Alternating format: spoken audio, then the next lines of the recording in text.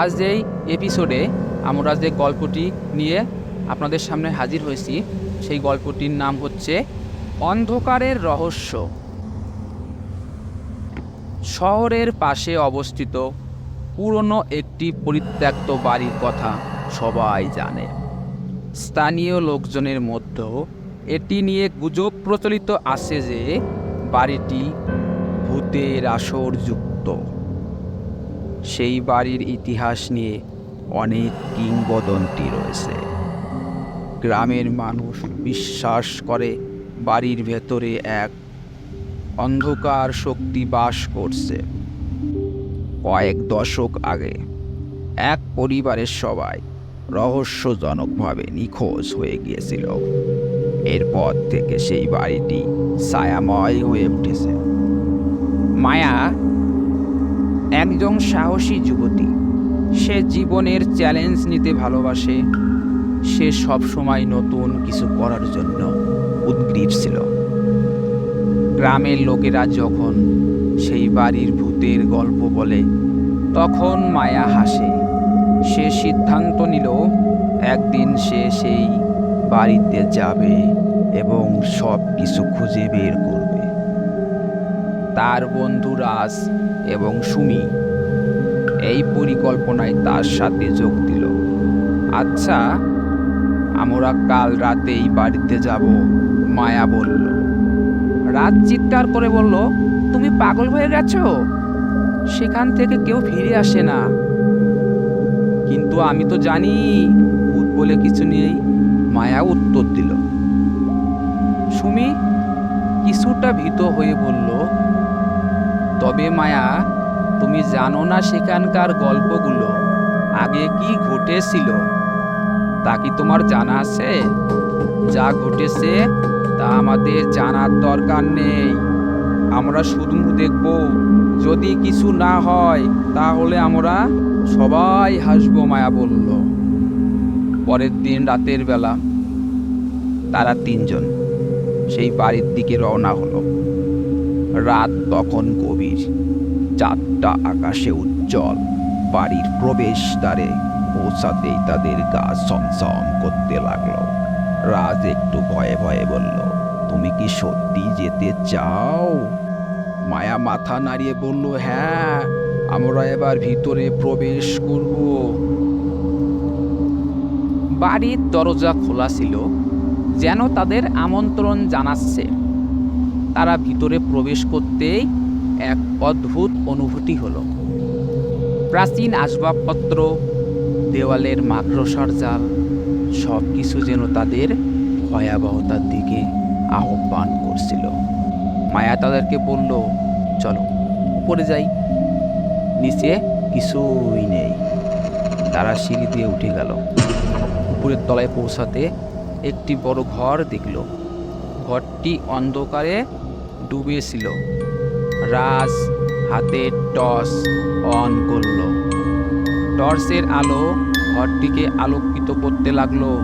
হঠাৎ তারা একটি পুরনো আয়না দেখতে পেল। দেখো কত পুরনো, সুমি বলল। মায়া আয়নার দিকে এগিয়ে গেল। হঠাৎ আয়নার পেছনে একটি কালো ছায়া এলো। সে ভয় পেয়ে পিছিয়ে গেল। এটা কি ছিল? রাজ বলল, হয়তো বাতাসের কারণে। এখানে তো কিছুই নেই, কিন্তু আমি কিছু দেখেছি, মায়া বলল। তারা আরো কয়েকটি ঘর ঘুরে দেখল, কিন্তু কিছুই পাওয়া গেল না। শেষে তারা আবার আয়নার কাছে ফিরে এলো। তারা যখন আবার আয়নার কাছে গেল, হঠাৎ করে আয়না ভেঙে গেল। টুকরোগুলো মেঝেতে পড়ে গেল। তারা শুনতে পেল অদ্ভুত শব্দ। কি হলো? রাত জিজ্ঞেস করলো। শুনছ? কিছু একটা হচ্ছে, মায়া বলল। সুমি ভয়ে পেয়ে বলল, আমাদের এখান থেকে বের হওয়া উচিত। কিন্তু তখনই হঠাৎ করে পুরো ঘর অন্ধকার হয়ে গেল। তাদের চোখের সামনে এক ভয়ঙ্কর নারীর মুখ ফুটে উঠল। আমি মুক্তি চাই, নারীটি বলল। আমাকে সাহায্য করো। তারা আতঙ্কিত হয়ে উঠল। রাজ চিৎকার করে বলল, কি হচ্ছে? নারীটি বলল, দয়া করে আমাকে মুক্তি দাও, আমি এখানে বন্দি। তুমি কে? মায়া জিজ্ঞাসা করল। আমি ছিলাম এই বাড়ির মালিক, কিন্তু আমি বিশ্বাসঘাতকতার শিকার হয়েছিলাম। আমি এখন আমার আত্মাকে মুক্তি দিতে চাই। নারীটির চোখ থেকে জল গড়িয়ে পড়ছিল। মায়া কিছু ভেবে বলল, কিভাবে মুক্তি দিতে হবে? তোমরা আমাকে সে কথা বলতে দাও, তারপর আমি মুক্তি পাব। নারীটি বলল। রাজ তড়িৎ সিদ্ধান্ত নিয়ে বলল, ঠিক আছে, বলো। নারীটি গভীর শ্বাস নিয়ে বলল, এখন আমি যা বলবো তা তোমাদের শুনতে হবে। আমার শত্রুর নাম জানতে হবে। এখন তোমরা আমাকে মুক্তি দিতে পারবে। তোমার শত্রুকে?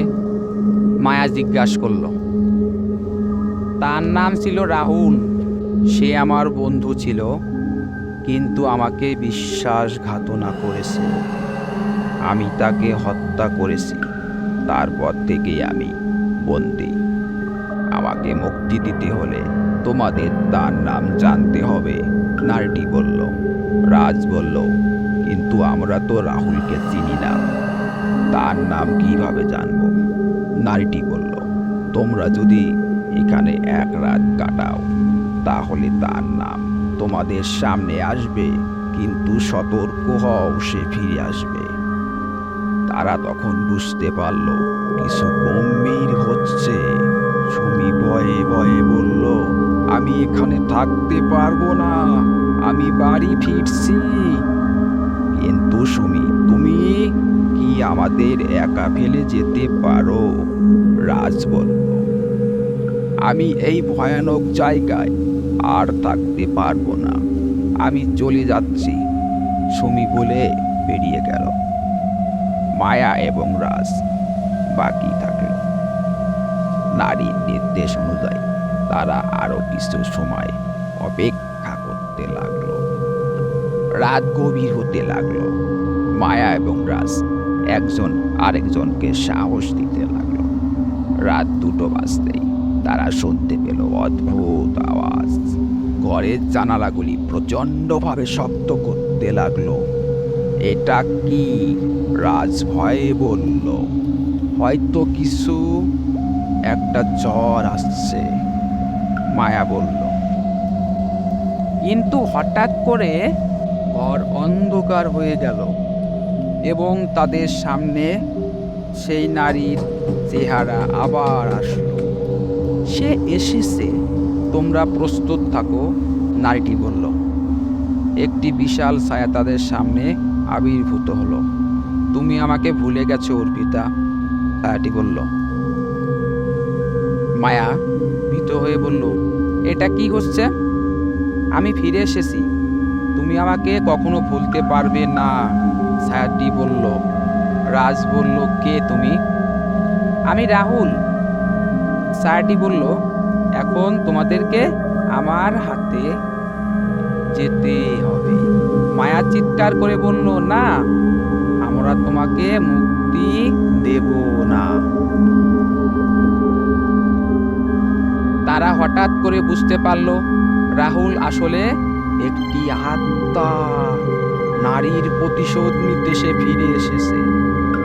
আমার মুক্তির জন্য তুমি দায়ী, রাহুল বলল। তুমি আমাকে শাস্তি দিতে চাইলে তোমাকেও শাস্তি পেতে হবে। রাজ এবং মায়া বুঝতে পারল তারা সত্যি বিপদে পড়েছে। তাদের সামনে 2টি পথ, একটি হলো তাদের মুক্তি দেওয়া, অন্যটি হলো পালিয়ে যাওয়া। আমরা তোমাকে পালিয়ে যেতে দেব না, রাজ বলল। তুমি জানো না আমি কি শক্তিশালী, রাহুল বলল। রাহুল হঠাৎ করে তাদের সামনে একটি কালো অন্ধকার তৈরি হলো। মায়া ও রাজ অবাক হয়ে গেল। আমরা এখানে আসি নাই, তোমাদের উদ্দেশ্য কি? মায়া বলল, রাহুল গর্জন করে বলল, আমি তোমাদেরকে মুক্তি দিতে চাই, কিন্তু আমার জন্য তোমাদের আত্মা দেবে। এটা কখনোই হতে পারে না, রাজ বলল। মায়া দ্রুত চিন্তা করতে লাগলো। আমাদের সত্যি কিছু করতে হবে, সে বলল। অর্পিতার সাহায্য প্রয়োজন, কিন্তু সে কোথায়? রাজ জিজ্ঞেস করল। মায়া অন্ধকারে হাঁটতে লাগলো। অর্পিতা, তুমি কোথায়? সে ডাকতে লাগলো। হঠাৎ নারীর আওয়াজ আসলো।